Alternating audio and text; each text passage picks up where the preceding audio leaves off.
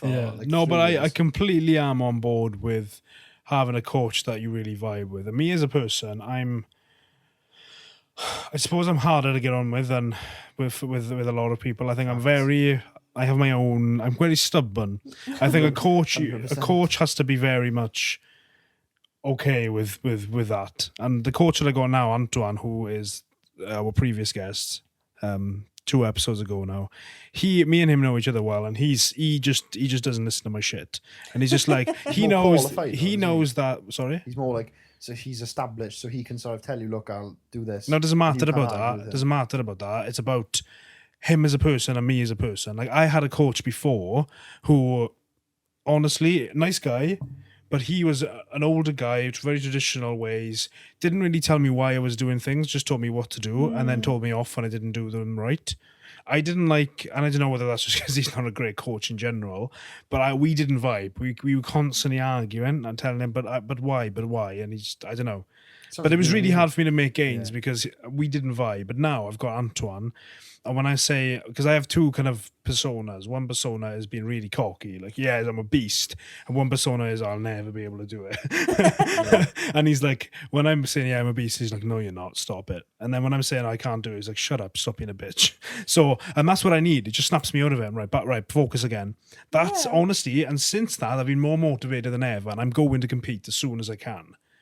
Yeah. And now I have that motivation, whereas before I didn't even think about competition. I was just trying to get through the weekly call with my coach. I was like, right, how is this going to fucking go now? How can I make it sound as if I've done stuff? It is really helpful when your coach can explain to you why you're doing the things you're absolutely. doing. Because then you are more likely to adhere to it as well, because you understand the science. You actually behind get it. You Like get we did my program together on a Zoom call, and he asked me, he was like, right, so this and that. So when he's programming my accessories, and obviously it's vastly different to what you'd be doing, but it was sort of looking at me and saying, right, well, what sort of things do you like? That's not why he programmed. He didn't program just things that I liked, but he'd ask me, and then he'd say, look, this is why I'm putting this in, because you said you got tight adductors, so you're going to do an adductor machine. You're going to strengthen those adductors. I know. But that's the thing, and I understand why I'm doing things now.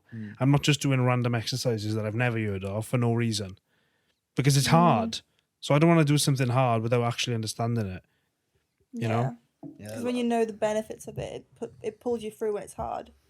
Yeah, I think there's obviously benefits to competing as well, and I think a lot of people overlook them for the fact that it's going to suck at some points. It will suck. I feel like a lot of people need to sort of, because it, like we've established, being competitive and competing does bring aspects of your life forward as well. Like, you've been more in touch with yourself, you've had more of a structured routine, and it's obviously beneficial. Yeah.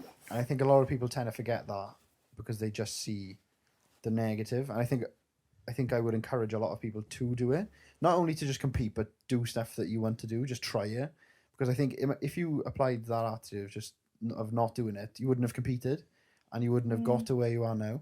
And I think you can agree with me that you're a much better person, like in terms of structure and everything now, than you were back then. Yeah. And I think there's a lesson to be learned there for a lot of people, especially females, because there doesn't seem to be as many female competitors as male.